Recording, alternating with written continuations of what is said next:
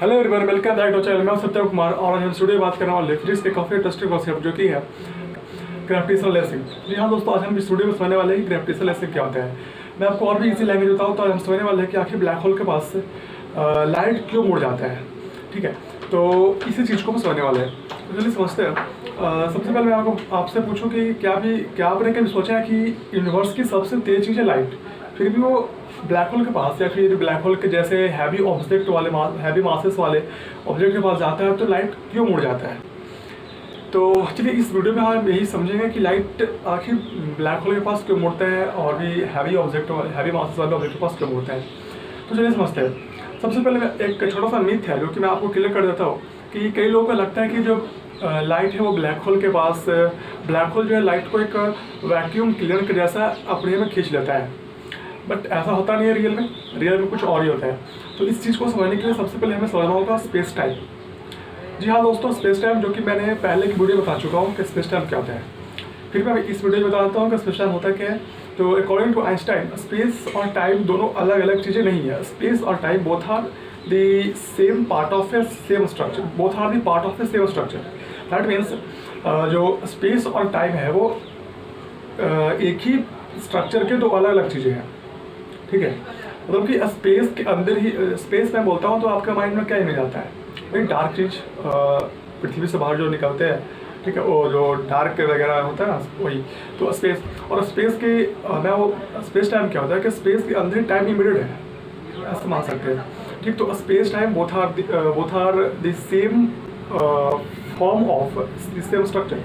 ठीक है, मतलब दोनों जो है वो अलग, एक ही रूप के दो अलग अलग रूप, एक ही स्ट्रक्चर के दो अलग अलग रूप है। ठीक है, तो स्पेस और टाइम और स्पेस और टाइम दोनों मिल करके फोर्थ डायमेंशनल स्ट्रक्चर बनाते हैं जिसको हम बोलते हैं स्पेस टाइम। आई होप आपको स्पेस टाइम क्लियर हो गया होगा। अब देखते हैं स्पेस टाइम जो होता है। अब इमेजिन करो दोस्तों कि स्पेस टाइम एक पतली रबर सीट है, जैसे कि आपको इमेज में दिख रहा होगा।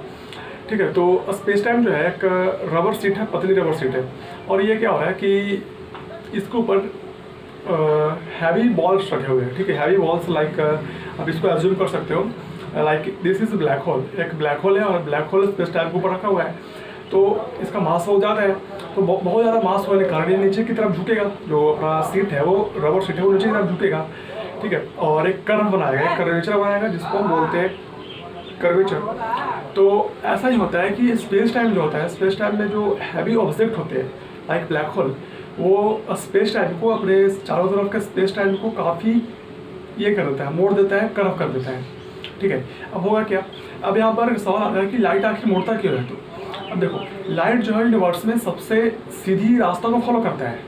उसको सबसे स्ट्रेट पाथ जो दिखेगा उसी को फॉलो करेगा। अब होगा क्या कि लाइट का पाथ जो रहेगा स्पेस टाइम के अंदर रहेगा, और स्पेस टाइम जो था वो ब्लैक होल के मास के चलते कर्व बना लिया यार। दैट मीन्स कर्वेचर के कारण कर्वेचर के कारण जो लाइट का रास्ता था वो भी मुड़ चुका है। तो लाइट का रास्ता ही मुड़ चुका है, तो क्या लाइट सीधी रास्ते में ट्रैवल करते दिखेगा, या फिर जस्ट इमेजिन कि आप एक सीधी सड़क पर जा रहे थे। ठीक है, एक रोड था, आप एक स्ट्रेट रोड था, उस पर आप जा रहे थे, तो लोग देखेंगे तो क्या कहेंगे कि वो सीधी सड़क पर जा रहा है। ठीक है, और अगर रोड ही मुड़ा हुआ हो, अगर सड़क ही मुड़ा हुआ हो, तो क्या आपका भी रास्ता चेंज हो जाएगा, ऑब्वियस बात है। इसी चीज़ को आप लाइट के साथ लगाओ कि स्पेस टाइम में हैवी मासेस के कारण जो स्पेस टाइम है वो कर्व हो जाता है, और उसके कर्व होने के कारण जो लाइट का पाथ होता है वो भी कर्व हो जाता है। इसीलिए हम सबको लाइट जो होता है वो मुड़ा हुआ दिखता है। रियलिटी में लाइट ने अपना रास्ता चेंज नहीं किया, वो लाइट अपने हिसाब से अभी वो सीधे डायरेक्शन में मूव कर रहा है, but due to curvature of space time हम जो ऑब्जर्व करते हैं कि लाइट जो है वो क्या हो रहा है, वो लाइट जो है वो बेंड दिखती है। ठीक है, मुड़ी हुई दिखती है, लाइट का रास्ता मुड़ा हुआ दिखता है। ठीक है, तो इसी के कारण, इसी इफेक्ट को हम बोलते हैं ग्रेविटेशनल लेंसिंग। तो आई होप आपको समझ में आया हो कि ग्रेविटेशनल लेंसिंग क्या होता है। आखिर ब्लैक होल के पास या फिर और भी कई जो हैवी और मासेस वाले ऑब्जेक्ट होते हैं उसके पास से आखिर लाइट क्यों मुड़ जाता है।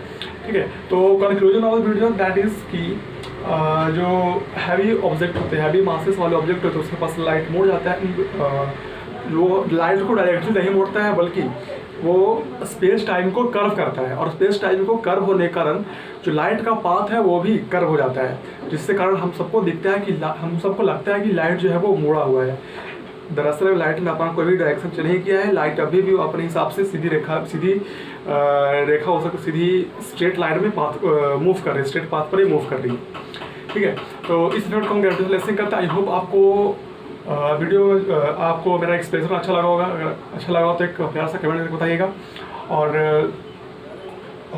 मिलते हैं अगले वीडियो में। तब तक के लिए बाय बाय।